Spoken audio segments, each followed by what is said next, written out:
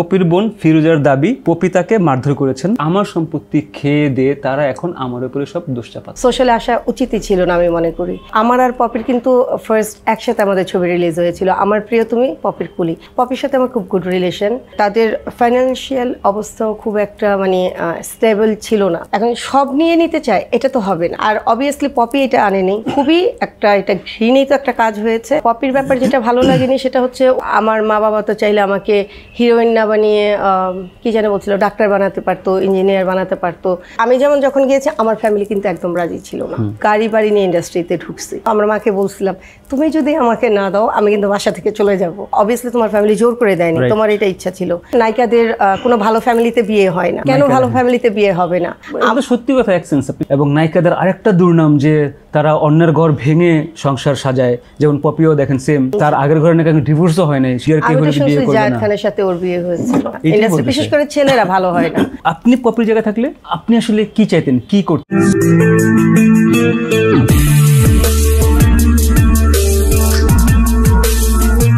Welcome to মঞ্জামিদ show. আমি host মঞ্জামিদ। আমার গেস্ট আজকে অনেক দিনের, অনেক বছরের, ইনফ্যাক্ট পুরনো নায়িকা, বাট একসময় খুব জনপ্রিয় নায়িকা ছিল। ওর নাম হচ্ছে চিত্রনায়িকা সন্ধ্যা। আমি আসলে চিনি সালমান শাহ নায়িকা হিসেবে, কিন্তু সালমান শাহের সাথে ওনার কোনো মুভি রিলিজ হয়নি, বা দুটো মুভি শুটিং করছিল। অনেক গল্প আছে, অনেক ইতিহাস, অনেক কাহিনী, সেগুলো শুনবো। এবং এখন কি করছে আসলে, এতদিন কেন আড়ালে ছিলেন, ওই যে আমাদের কি যেন সুচিত্রা সেনের মতো, ওগুলো সব জানার ট্রাই করবো। সন্ধ্যাপা, welcome to my show. Hello, hi, ভালো আছেন আপনি? এটা আছে তো না, এটা ভেরি গুড, ওকে। হ্যাঁ, আমি সেই ইন্ট্রোতে যেটা বললাম, এই যে এতদিন যে হারিয়েছিলেন, হ্যাঁ আমরা ওই গল্পে যাবো, কিন্তু এখন যেই কাহিনী হইতেছে যে আপনাদের চিত্রনায়িকাকে নিয়ে। কোন নায়িকা? এই যে পপি। ও আচ্ছা, আমি ওটা নিয়ে কথা বলতে চাই। একটা জাস্ট আপনাকে হেডলাইন বলে দিই। হ্যাঁ, কালকের একটা নিউজের হেডলাইন, পপির বোন ফিরোজার দাবি পপি তাকে মারধর করেছেন, পপির স্বামী হত্যার হুমকি দিয়েছেন, এর প্রমাণপত্রও আছে। পপি বলতেছে যে আমার সম্পত্তি খেয়ে দিয়ে তারা এখন আমার উপরে সব দোষ চাপাচ্ছে।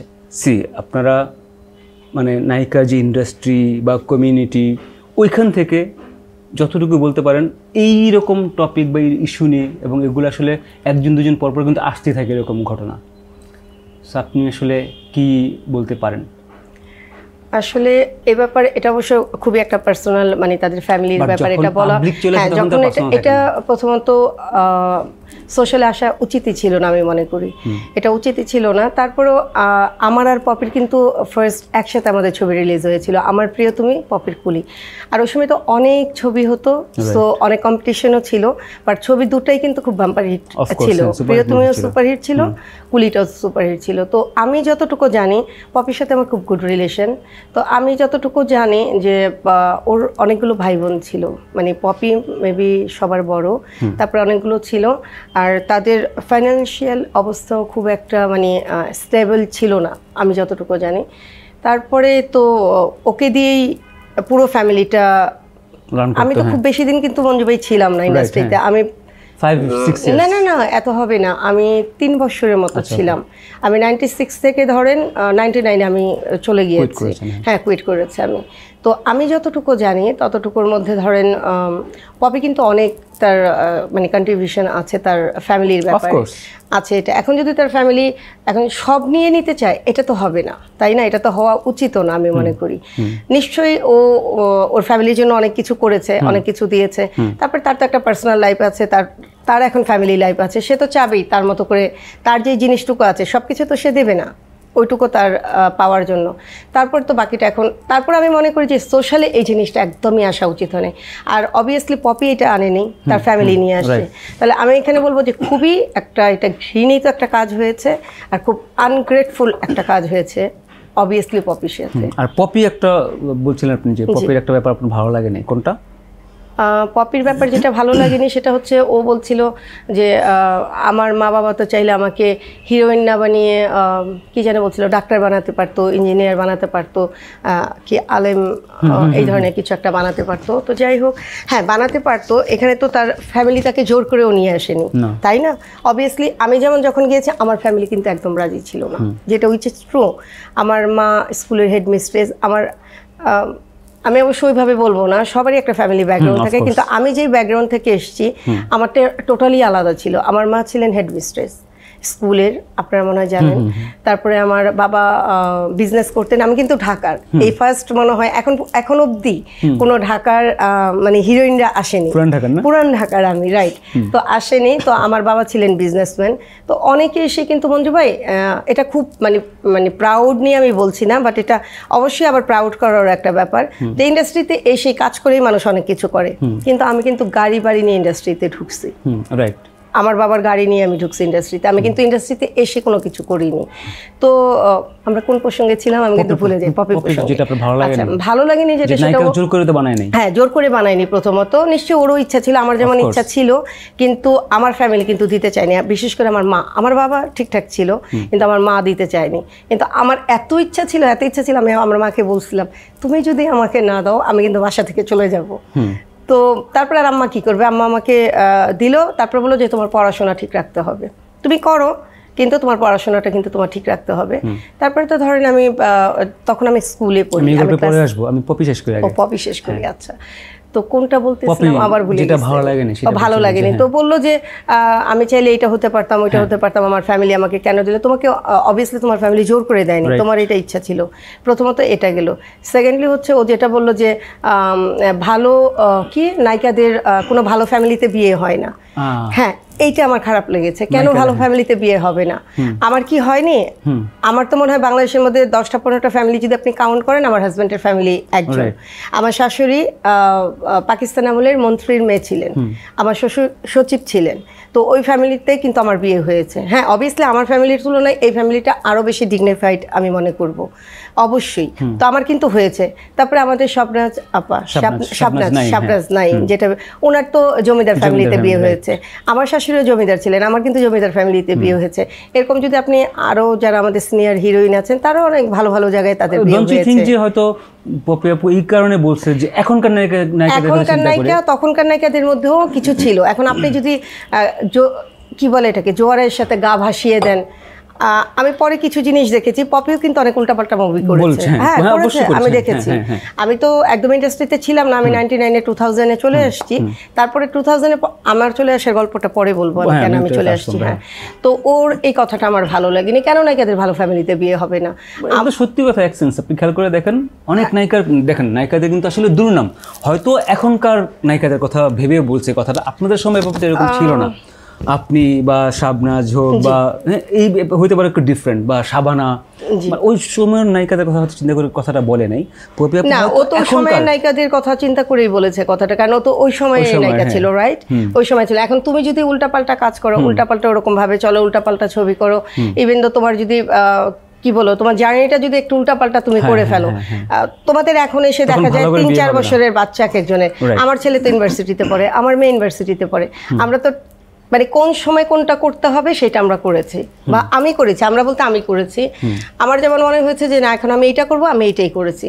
আমার মনে হচ্ছে যে না, আমি এটা শখে শখে এসেছিলাম, এখন আমি সংসার করব, আমি কিন্তু সংসারই করছি। হ্যাঁ, তাই বলে যে আমার কোনো রিলেশন ছিল না, ব্যাপারটা কিন্তু এরকম। সেখানেও আসতেছি, কিন্তু আমি বলতেছি সেখানে আপনি আসবেন, এই জন্য আগেই বলছি, অবশ্যই আসবো। বাট আমি বলছি পপি যেটা আসলে এতদিন কিন্তু আড়ালে ছিল, জি, ওর বিয়ে বাচ্চা নিয়ে আড়ালে ছিল। এবং নায়িকাদের আরেকটা দুর্নাম যে তারা অন্যের ঘর ভেঙে সংসার সাজায়, যেমন পপিও দেখেন সেম, তার আগের ঘরে নাকি ডিভোর্সও হয় নাই, সেইটা নিউজে আসতেছে এখন। তার ঘরে 2-3টা বাচ্চা আছে, সেইখানে বিয়ে করছে, এখন সেখানে তার একটা বাচ্চা হয়েছে। এগুলো নিয়ে হয়তো সেই সেন্সে হয়তো বলছে পপি, নিজের উপরে চলে আসছে এখন জিনিসটা, যে নায়িকাদের যে দুর্নাম, নায়িকা হইলেই তো মিডিয়ার কে হলে বিয়ে করবে না। জায়েদ খানের সাথে ওর বিয়ে হয়েছিল, শাকিলের সাথে তো শাকিলের সাথে হয়েছিল এরকম। এখন আপনার আগে, যে আমি বললাম না মঞ্জু ভাই, আপনার আগে ঠিক করতে হবে আপনি কি চান লাইফে, আপনার গোলটা কি, এটা আগে আপনাকে ঠিক করতে হবে। এখন আপনি এইটাও চাবেন, আমার যেমন সবসময়ই ছিলাম এই ইন্ডাস্ট্রির কাউকে বিয়ে করবো না, কারণ ইন্ডাস্ট্রির লোকজন ভালো হয় না, বিশেষ করে ছেলেরা। হ্যাঁ, ভালো হয় না ইন্ডাস্ট্রি, বিশেষ করে ছেলেরা ভালো হয় না। আজকে ঘরে বউ রেখে যে অন্যদিকে মানে সরি টু সে বললাম হবে। এই জন্য আমার যেমন সবসময় ছিল আমি ইন্ডাস্ট্রিতে কাউকে বিয়ে করব না, আমি যদি বিয়ে করি ইন্ডাস্ট্রির বাইরে। আমি তাই করেছি, আমি একদম ইন্ডাস্ট্রির বাইরে বিয়ে করেছি, আমি 20 ইয়ার্স সংসার করেছি, সবই করেছি। বুঝতে পারছি, আমরা আসলে ওনার গল্পে চলে আসবো, সন্ধ্যার পর সব নিজের সব চলে আসতেছে। আমি জাস্ট পপির যে ইস্যুটা, পপির যে টপিকটা সেটা আসলে শেষ করতে চাচ্ছি। সিম্প্যাথি ছাড়া কোনো কিছুই নেই, আমার অনেক সিম্প্যাথি তার প্রতি। সেটা হচ্ছে সে এত 96-এ মেবি ও আসছে, রাইট? 96 থেকে আমার সাথে সাথে, আমাদের তো একসাথে ছবি রিলিজ হয়েছে, রাইট? তো 96-এ যদি আসে, ওর প্রায় 25 ইয়ার্স হয়ে গিয়েছে, 25-26 ইয়ার্স হয়ে গিয়েছে। তাহলে এত বড় 29 ইয়ার্স, লং টাইম। তো এত বড় জার্নিতে হয়তো আজকে 5-6 বছর ধরে সে কাজ করে না, কিন্তু আপনি যদি 20 ইয়ার্সে ধরেন মঞ্জু ভাই, তাহলে কিন্তু লং টাইম। এই টাইমটা তো সে অনেক কিছু আর্ন করেছে, রাইট? তাহলে সেইগুলো কোথায়? অবশ্যই তার ফ্যামিলির কাছে সে চাবে এইটা। তো এই যে থানা পুলিশ, এবং এটা সবাই ধরেই নিয়েছে যে নায়িকাদের আসলে থানা পুলিশ থাকবে এরকম। কই, আমার লাইফে তো কোনো থানা পুলিশ এখন আপনি একজন এক্সেপশন, সেটা উদাহরণ হতে পারেন। শাবনাজ আপুর তো হয় নাই, মৌসুমী আপুর তো হয় নাই। হইছে তো, মৌসুমী আপুর হইছে। থানা পুলিশ না হলে ঝামেলা হলো না, অনেক কেস করলো ওমর সানি, জায়েদ খানের নামে, এটা সেটা কত কিছু হলো, কোনো কিছু হলো না। ওই পর্যায়ে কিন্তু জানি, মানে ফ্যামিলি ধরে থানা পুলিশ করা এরকম হয়। আপনি এটা এগ্রি করেন কিনা?